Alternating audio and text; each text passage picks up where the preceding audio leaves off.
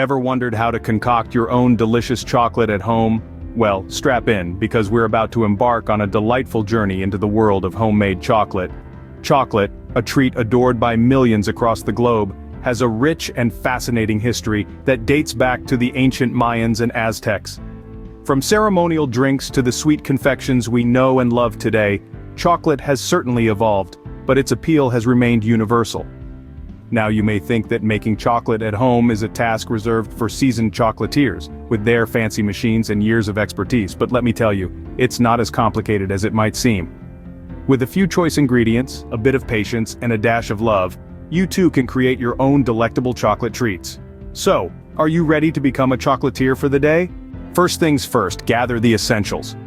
When it comes to making chocolate, it's all about quality, simplicity, and just a few key ingredients.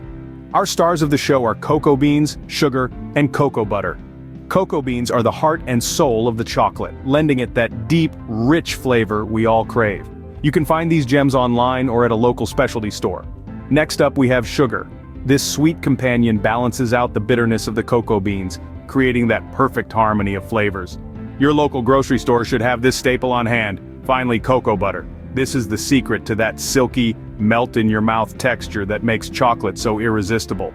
Look for pure, unrefined cocoa butter online or in health food stores. Remember, the key to a great chocolate is choosing high-quality products. So, don't skimp on the good stuff.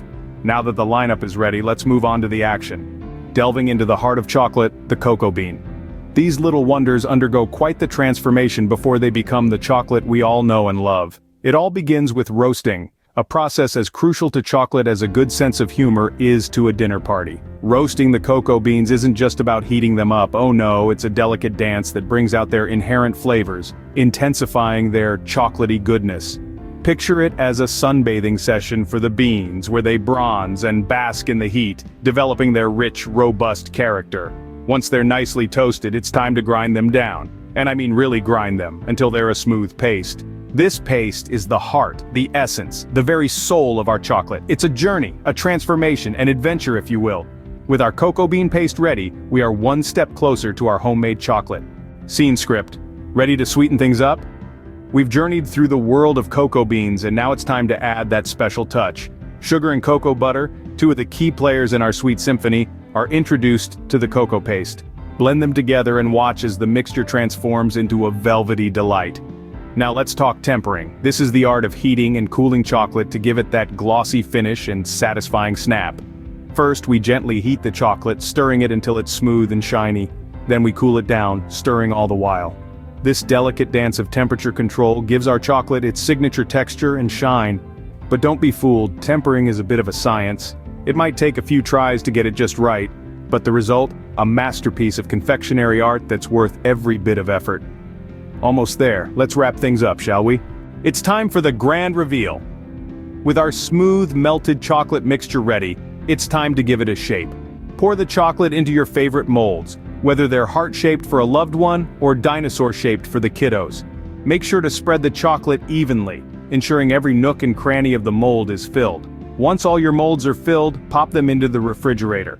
Here's a pro tip: don't rush this process. Let the chocolate set slowly and naturally. This could take anywhere from a few hours to overnight, depending on the size of your molds. After your chocolate has solidified, it's time for storage. Keep your homemade chocolates in an airtight container, preferably in a cool, dry place. Avoid places with fluctuating temperatures, as this could cause your chocolate to bloom. And there you have it, your very own homemade chocolate, a sweet testament to your culinary prowess.